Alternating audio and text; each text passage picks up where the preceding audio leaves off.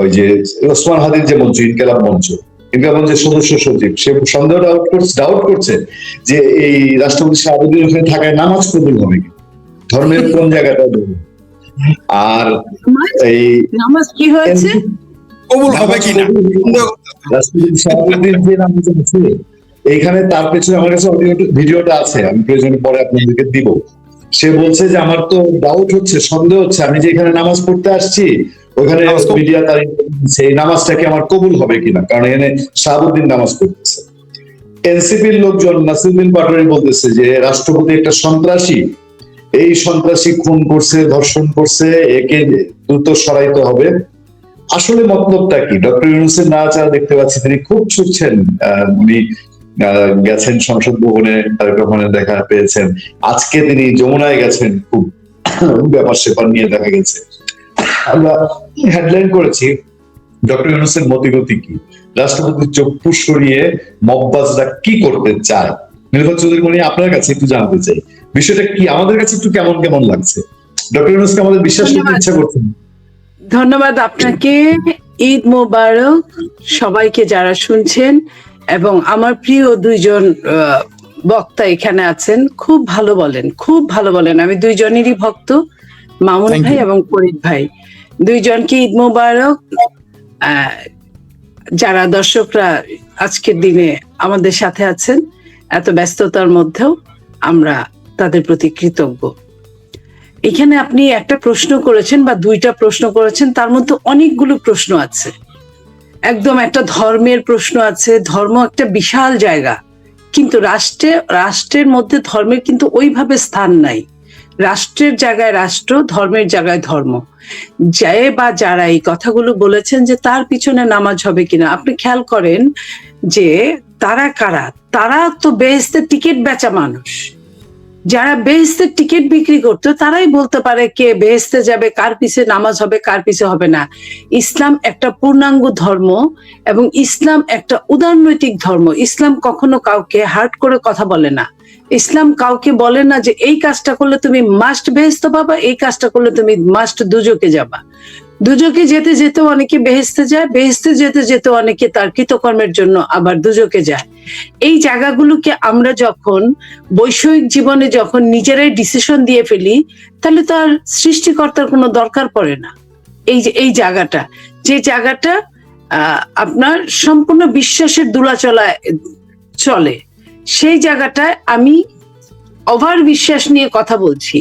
Over বিশ্বাস নিয়ে কোনো কথা কিন্তু কোনো জায়গায় ভালো কিছু বয়ে আনে না। সো কার পিছনে, চুপ্পুর পিছনে, শাহাবুদ্দিন চুপ্পুর পিছনে নামাজ পড়লে, চুপ্পু তো ইমামতি করছেন না, উনি নামাজ পড়ছেন।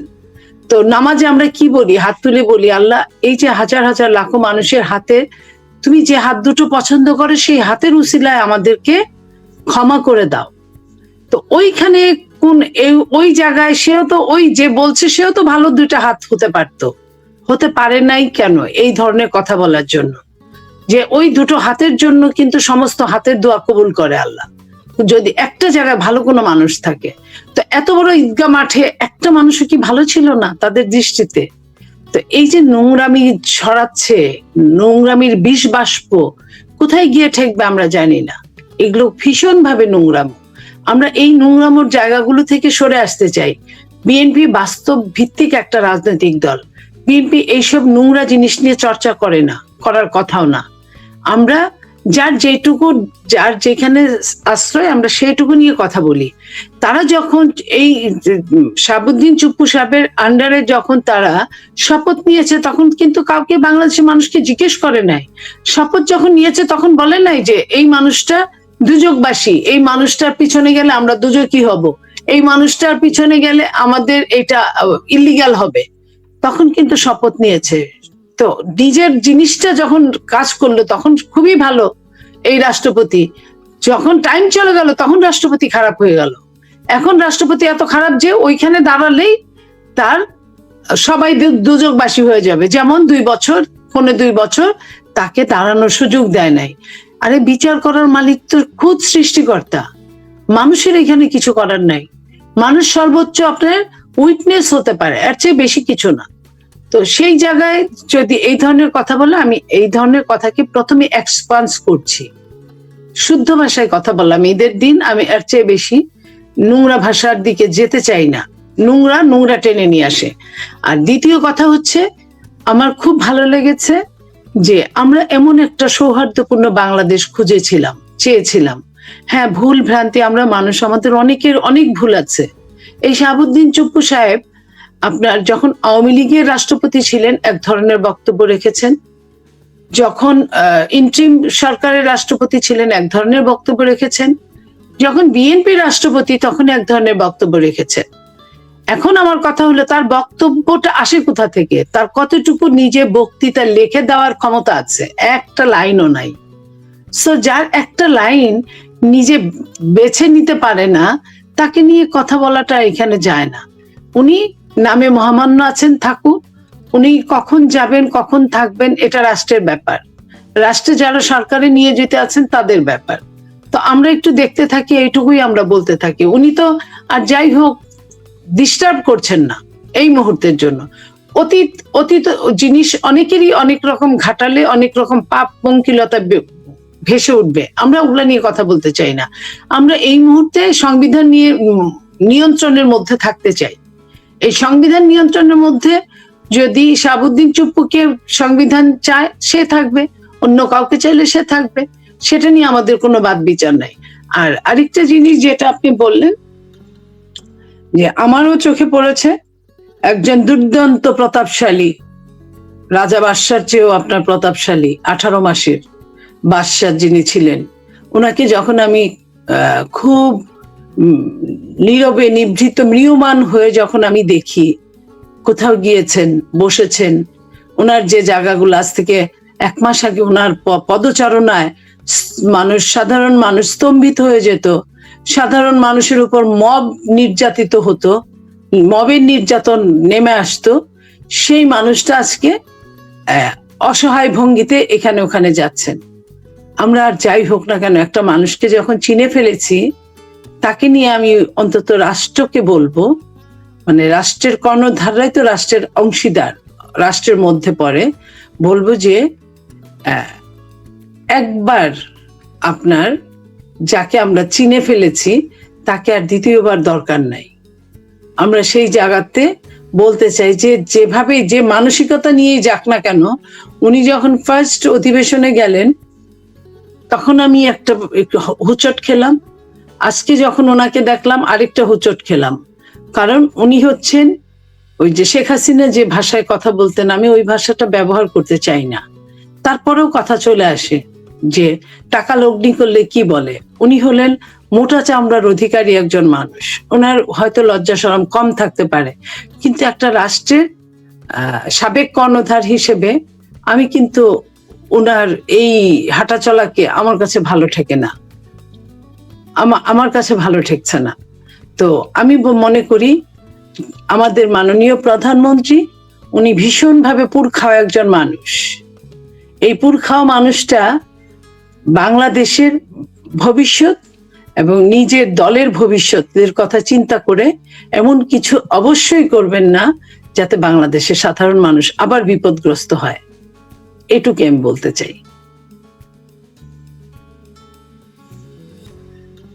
নির্বাচনী মনে আবার আসবো আপনার কাছে। শেখ ফরিদ, আপনার কি মনে হয় হঠাৎ কি পর্দায় আবার নাড়াচাড়া শুরু করেছে? মানে আমরা আমাদের দিক থেকে বলি, আমি যেটা বলছি, দর্শকদের সোশ্যাল মিডিয়ায় যা দেখি, মানুষের অনেক অসংখ্য পোস্ট দেখি, কমেন্ট দেখি, ট্রল ভিডিও দেখি যে ডক্টর ইউনূস রাষ্ট্রপতি হতে চায়, এই যে এনসিপি জামাত এখনো বলে যে এই মুহূর্তেই শাহাবুদ্দিন সাহেবকে সরাইতে হবে, শুধু কি বলা বাকি যে শাহাবুদ্দিন সাহেবকে সরিয়ে ইউনূসকে রাষ্ট্রপতি করেন, এরকম কোনো বিষয় আছে? পাশাপাশি জামাতে ইসলামী নিয়ে আমাদের কথা তো শেষ হয়নি, আমরা প্রতি মুহূর্তে জামাতের বহু ঘটনা দেখছি। এই গেল সপ্তাহে চীনের ত্রাণ নিয়ে আমরা কাণ্ড দেখলাম, নিশ্চয়ই আপনাদের সবারই চোখে পড়েছে। চীনের ত্রাণ জামাত নিজের বলে চালিয়ে দিয়েছে বলে একটা অভিযোগ আছে। তারপর তাদের ইলেকশনের আগে নারীদের নিয়ে কমেন্ট বলেছে, ফেসবুক হ্যাক হয়েছে। আজকে সোশ্যাল মিডিয়ায় তাদের আমিরের ভিডিও ভাইরাল হয়ে একাকার, দেশ বিদেশে এটা থেকে বিভিন্ন জন বিভিন্ন কিছু মেক করছে। শেখ ফরিদ, প্রথমে জানতে চাই ডক্টর ইউনূসের মতিগতিটা কি, আপনার কাছে কি ঠেকছে? নীলবার কাছে সন্দেহ, আমাদের কাছে সন্দেহ, আপনার কি মনে হয়? জি, ধন্যবাদ আপনাকে। সেই সাথে আপনার দর্শকদের শুভেচ্ছা এবং ঈদ মোবারক। এবং আমার প্রিয় ব্যক্তিত্ব একজন, আমার বাংলাদেশে বড়জোর 20 জন প্রিয় ব্যক্তিত্ব, তার মধ্যে নীলুফার আফা আমাদের। আবার বললেন না যে জামালপুরে বলেই তারা আমি পছন্দের তালিকায় রাখছি, তা না। তাকে আমি আগে থেকেই পছন্দ করি রাজনীতিবিদ হিসেবে, বিশেষ করে আমাদের বাংলাদেশে উইমেন এম্পাওয়ারমেন্ট যেটা বলে সেই জন্য তাকে আমি শ্রদ্ধা করি আগে থেকেই। তো আর তার সাথে রয়েছেন আমাদের সৈয়দ মাহবুব ভাই, আইনজীবী বিশিষ্ট। খুব ভালো লাগলো ওনার সাথে আজকে আমার প্রথম, খুব ভালো লাগলো, নিজেকে খুব কৃতার্থ মনে করতেছি। আর মনি আপাকের সাথে অনেকদিন পর আবার দেখা হলো। আপনাকেও ঈদ মোবারক, দর্শকদেরকে ঈদ মোবারক। এখন মানে দেশে বিদেশে যারা দেখতেছেন সকলকে ঈদ মোবারক। আপনি যে প্রশ্ন, অনেক 3-4টা প্রশ্ন করে ফেলেছেন, অনেকগুলো প্রশ্ন, এগুলো লিখতে গেলে মোটামুটি 3000 পৃষ্ঠার একটা রচনা হয়ে যাবে। তো এগুলো তো এভাবে বলা যাবে না। তো একটু জিনিস বলি আপনাকে। ডক্টর ইউনূসকে বলেন, আমি এখন ডক্টর ইউনূস বলতে রাজি না, কারণ মানুষের সর্বশেষ যে পরিচয় সেই পরিচয়টাই থাকে। সর্বশেষ তার পরিচয় হচ্ছে আদম ব্যাপারী। পৃথিবীতে একটা শাসক পেলাম যিনি একই সাথে নোবেল লরিয়েট এবং দেশের নির্বাহী প্রধান হয়ে, মানে আমি বলতেছি ওই মুহূর্তে তিনি নির্বাহী ক্ষমতার অধিকারী ছিলেন। একটা লোক আদম ব্যাপারে লাইসেন্স করে, আমি লিখিত দিতে পারি। মনে আপনাকে যদি বলে যে আপনাকে একটা মাগনা আদম ব্যাপারে ওই লাইসেন্সটা দিব, আমি নিশ্চিত মনে হাসতে হাসতে দম বন্ধ হয়ে যাবেন, দেখি পাগল হয়ে গেছে নাকি, আর কোনো ব্যবসা নাই, আর আমাদের আইনজীবী সাহেব দিবেনি না। এর মানে এই না আমি বলছি ট্রাভেল এজেন্সির ব্যবসা, রিক্রুটিং ব্যবসা খারাপ, তা বলছি না আমি। এটা বৃহত্তর পেশা। পৃথিবীতে অনেক দেশ, আমাদের দেশের রেমিটেন্স, মিডল ইস্টের রেমিটেন্স দিয়েই আমাদের দেশ চলে। কিন্তু বাংলাদেশের প্রেক্ষাপটে আদম ব্যাপারী শব্দটা হলো একটা বাটপারি শব্দ। মানুষ ভালো চোখে দেখে না, মানুষ তাদের কাছে বিয়ের সাথে পর্যন্ত দেয় না, তাদের পোলাপানের কাছে কেউ বিয়ে দেয় না। You believe it or not. আপনি দেখেন যার নামের আগে আছে আদম ব্যাপারী, তার কাছে কেউ মেয়ে বিয়ে দিবে না, যত টাকার মালিক হোক, কারণ এটা খুব ভালো চোখে দেখে না। আমাদের ডক্টরেট সাহেব, তিনি তার ক্ষমতার অপব্যবহার করে তার ট্যাক্স মাফ করিয়েছেন, 29 সাল পর্যন্ত তার সুবিধা নিয়েছেন, তারপরে তার আরো কত কিছু মওকুফ করে নিয়েছেন, একটা ইউনিভার্সিটিও নিয়েছেন। আচ্ছা, তাই যাই হোক, ধরলাম তিনি একজন অধ্যাপক ছিলেন, তিনি একজন উচ্চ শিক্ষিত মানুষ, বিশ্ববিদ্যালয় নিল, এটা আমরা কোনো না কোনো ভাবে সেটা ক্ষমা দৃষ্টিতে দেখতে পারি। কিন্তু আদম ব্যাপারে লাইসেন্সটা আপনি কিভাবে দেখবেন বলেন? এটা কি হয় আমাকে দিল তো আমি নিব না? তাহলে তাকে আপনার আদম ব্যাপারী, তাকে ডক্টরেট বললে যারা ডক্টরেট তাদের লজ্জা দেওয়া হয়, তাকে যদি নোবেল লরিয়েট বলেন তাহলে আরো বেশি লজ্জা দেওয়া হয়। কারণ ডক্টর ইউনূসের নোবেল লরিয়েট যে হিসেবে তিনি পেয়েছেন সেটা 4 ভাগে ভাগ করা যায়। প্রথমত তসলিমা নামে একজন মেয়ের শরিক আছে, তারপর টেলিনর কোম্পানি তারা ভাগা দিয়ে নিছে, তারপর গ্রামীণ ব্যাংক এবং ডক্টর ইউনূস মিলে পেয়েছে। তার মানে কি সে কোয়ার্টার নোবেল লরিয়েট? তাকে নোবেল লরিয়েটও বলা যাবে না, ডক্টরেট বললেন না। ডক্টরেট বাংলাদেশে অনেক আছে, লজ্জা ভাই এখন ডক্টরেট পরিচয় দিতে, আদম ব্যাপারী বলাই ভালো। যাই হোক, যে ব্যক্তি কিনা ক্ষমতা থাকতে আদম ব্যাপারী লাইসেন্স করে, সে তো এই দেশের নির্বাহী হওয়ার আরেকবার চান্স তো সে নিবেই। সে বলতেই পারে যে তারেক রহমান সাহেব, আমার ভাতিজা, আমার প্রিয় ভাতিজা, আমাকে একটু আবার প্রেসিডেন্ট নিয়ে নেন, আর আপনি যেটা বল প্রেসিডেন্ট হিসেবে নিয়োগ দেন। কিন্তু তারেক রহমান, আমাদের জামাল ভুঁইয়া যদি পাগল হইতো তাও তাকে প্রেসিডেন্ট নিয়োগ দিবেন, এটা আপনি নিশ্চিত থাকেন। আপনি এটা নিশ্চিত থাকেন। বিএনপি কোনোদিন এই ভুলটা, বিএনপি আরো 20টা ভুল করবে বড় বড়, কিন্তু এই ভুলটা তারা কোনোদিনই করবে না। এটা আমার রাজনৈতিক অভিজ্ঞতা থেকে আমার মনে হয়, আমার জীবনের অভিজ্ঞতা, বয়সের অভিজ্ঞতা, রাজনীতির অভিজ্ঞতা থেকে আমার এটা মনে হয়। আর এই আদম ব্যাপারে যে কত চালাক, তার সেলা আমার ভাবির পোলাদের দিয়ে বলাইতেছে। আমরাও জামালপুরে যখন মেন্দা খাইতে যাই না, বলি এই আমার পাতে না, ওই আবার পাতে দেন, আবার পাতে দেন, নীলুভা আবার পাতে দেন, এর মেন্দা কম পড়ছে। ওই আইনজীবী সাহেব মুনার পাতে একটু তরকারি বেশি দাও, মানে কি আমার পাতে দাও। এই যে যারা বলতেছে চুপ্পুকে সরান, এতদিন চুপ্পু খুব ভালো ছিল। চুপ্পু সাহেব যতদিন নাম, তারা কি ভালো জানে, তার পূর্ণ নাম প্রেসিডেন্ট তো বলেই না, মহামান্য তো বলেই না, পূর্ণ নামও বলে না। মানে চুপ্পু একটা আমগরে বাংলাদেশ, আমগরে এলাকায় থাকে যে কি গেন্দির বাবা, এরকম ভাবে আর কি, যে পেশার বাবা, এরকম ভাবে মনে হয় যে সে কিছুই ছিল না। কিন্তু এর হাতেই তারা শপথ নিয়েছে, তার নির্বাহী আদেশ দিয়ে অনেক কিছু বাস্তবায়ন করেছে। এখন আর ভালো না, তাহারই ভাষায় বলতে হয়, এখন আর চুপ্পু ভালো না, চুপ্পু এখন খুব খারাপ হয়ে গেছে, নৌকা পার হয়েছে, মাঝে এখন শালা হয়ে গেছে। এরপরে যারা কি বলবে আল্লাহ জানে। তো এরা এই বাটপাড়িটা আমার ভাবির পোলাদের দিয়ে এগুলো বলাইতেছে, কারণ তিনি তো সেই লোক যিনি বলেছিলেন জনগণ আমাকে 50 বছর ক্ষমতায় দেখতে চায়। আমরা সেই ভাষণ তো শুনেছি। সেই লোকটা যে কত গ্রিডি, এটা যদি বলেও থাকে তার তো বলা উচিত না। একটা মানুষের তো চক্ষু লজ্জা, তার বয়স 86-87 বছর বয়স, সে আরো 50 বছর ক্ষমতায় থাকবে, এই শব্দ শুনতে চায়। তার মানেটা কি? আপনি সেটাই শুনতে চান যেটা আপনার মনের ভিতরে আছে। কোনো সন্দেহ না, আমরা কোন গান শুনি যেটাকে আমরা ভালোবাসি, পছন্দ করি, তাই না? আমরা তো যে রূপবান গান পছন্দ করে তার সামনে তো আপনার মাইকেল জ্যাকসনের গান বাজাইতে পারবেন না, সে শুনবেও না যতই ভালো শিল্পী হোক। তো এই যে তারপর আসলেন হইলো আপনার, তার মানে সে তলে তলে ইচ্ছা আছে, মনের ভিতরে একটু ইচ্ছা আছে, সেটা সরাসরি প্রকাশ করতে পারতেছে না। যাই হোক, বিএনপি সেটা বুঝে, বিএনপিও সেটা বুঝে, বাংলাদেশের জনগণও সেটা বুঝে, আমাদের দর্শকরাও আমাদের চেয়ে ভালো বুঝে, কম বুঝেন একেবারে। আর দ্বিতীয় প্রশ্ন যেটা করেছেন তাদের ওই যে কি উপহার নিয়ে বাটপারি, জামাত তো সারা জীবনই বাটপারি করে আসছে। সেক্রেটারি আমি একটু যোগ করি, আমার 3টা কমেন্ট আছে, কমেন্ট গুলো হারিয়ে যাবে। একটা হচ্ছে আপনার উদ্দেশ্যে একজন দর্শক করেছে যে ফরিদ ভাই ডক্টর শফিককে নিয়ে এক লাইন বলেন। আর মামুন ভাইয়ের প্রতি একজনে আমি যে জিসটা যেটা আমি পড়লাম সেটা হলো যে দেশে আইনজীবী খুঁজে পাওয়া যাচ্ছে না, ব্যারিস্টার মামুন কি আওয়ামী লীগের পক্ষে প্রয়োজনে আইনি লড়াইয়ে দাঁড়াবেন কিনা। আর মনিয়াপার কাছে একটা প্রশ্ন আছে, কিন্তু ইন্টারেস্টিং, মনিয়াপাকে একজন থামছেই না, তার ধৈর্য প্রচন্ড ধৈর্য আছে, বারবার বলে যাচ্ছে যে মনিয়াপা গুপ্ত আওয়ামী লীগ। হ্যাঁ, আমাদের দেশে সত্য কথা বললে পরে যা হয় আর কি, আমরা বহুবার এইসব সিচুয়েশনের সম্মুখীন হয়েছি। আওয়ামী লীগ সময় আমাদেরকে জামাত বিএনপি বানানো হয়েছে, ডক্টর ইউনূস এসে আমাদেরকে আওয়ামী লীগ বানাইছে, এখন কি হবে জানি না। তো 3জনের প্রতি দর্শকের প্রশ্ন আছে। আমি আগে মনি আফার যে বিরুদ্ধে যে মন্তব্য করছে সেটা জবাব আমার দিতে হবে 2 কারণে। একটা হলো তিনি আজকে বলছেন তিনি ঈদ মোবারক, ঈদের দিন কোনো অতিরিক্ত কোনো শব্দ ব্যবহার করবেন না। আরেকটা হলো আমাদের জামালপুরের মানুষ, আর হলো তিনি একজন নারী। যে ব্যক্তিটাই প্রশ্নটা করেছেন তিনি জানতে চাইছে বিএনপি কি এনডিএ চুক্তি নিয়ে তাদের সুস্পষ্ট মতামত জানাবে কিনা, মনিয়াপা এই বিষয়ে কিছু বলবেন? আপা বলবে। আমি এই যে আপাকে যে অভিযোগটা করছে গুপ্তা আমলি, সেটা জবাব দেই। ভাই নীলুফা চৌধুরী মনি তো দূরের কথা, আমি শেখ ফরিদ, আপনারা যে আমাকে দালাল বলেন আওয়ামী লীগের, নরেন্দ্র মোদী দালাল বলেন, একটা আওয়ামী লীগের নেতার সাথে আমার ছবি দেখাইতে পারবেন? একটা আমার জীবনে আমি হাফ প্যান্ট পরার পরের থেকে যেদিন ফুল প্যান্ট পরা শুরু করছি সেদিন থেকে রাজনীতিতে নামছি, একটা আওয়ামী লীগের সাথে আমার ছবি দেখাইতে পারবেন? তাহলে আর নীলুফা চৌধুরী আপাকে বলতেছেন আপনি গুপ্তা আওয়ামী লীগ, মানে আপনি যে জামাতি বট, এটা কিন্তু আমরা বুঝে ফেলছি। জামাতি বট ভাইরা যতই চিকরি করেন, আপনাদের বট বাহিনীতেই থাকতে হবেন।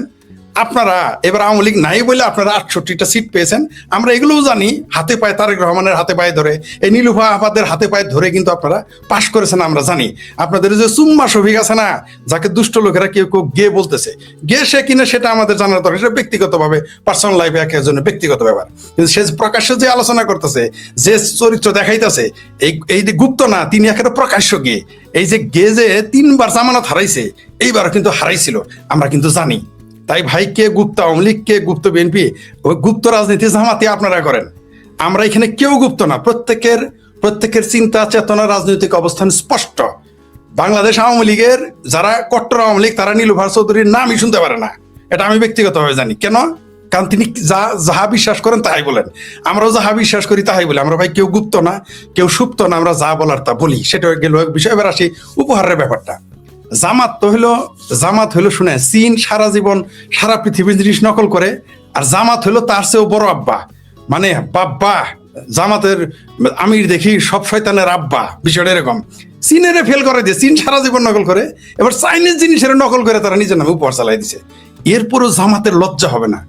এদের আমি বলেছি বারবার যে বেহায়া, বেলাস, আর ইয়ের ভাষা চরমনায়ের পীরের বাপের ভাষা হলো বেআমল, উশৃঙ্খল হইতে হবে। আমি ওইটাও বাদ দিলাম। কিন্তু বেহায়া, বেলজ্জা, মুনাফেক, ভণ্ড, এগুলো না হলে, আর ঠাড়া পড়া মিছা কথা না কইতে পারলে আপনি জামাত হইতে পারবেন না। প্রশ্নই আসে না, কোনো দিনই হইতে পারে না, পারবেন না। আমি লিখিত দিতে পারি। একটা সর্বশেষ যে জামাতে যোগ দিছে, সেও যায় দেখবেন যে ঠাড়া পড়া মিছা কথা হয় শিখে গেছে, আর না হলে জামাতারে শিখিয়ে তারপরে নিয়েছে।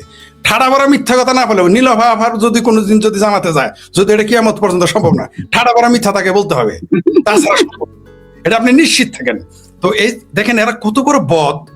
এরা চাইনিজ, কোন চায়না, এরা না এত ইসলাম প্রেমী, এরা না এত ইসলামকে ভালোবাসে, এরা না এত একেবারে আল্লাহর আইন বাস্তবায়ন করতেছে কৃষ্ণ নন্দীকে দিয়ে, এত ইসলাম পালন করছে যে নারীর নেতৃত্ব।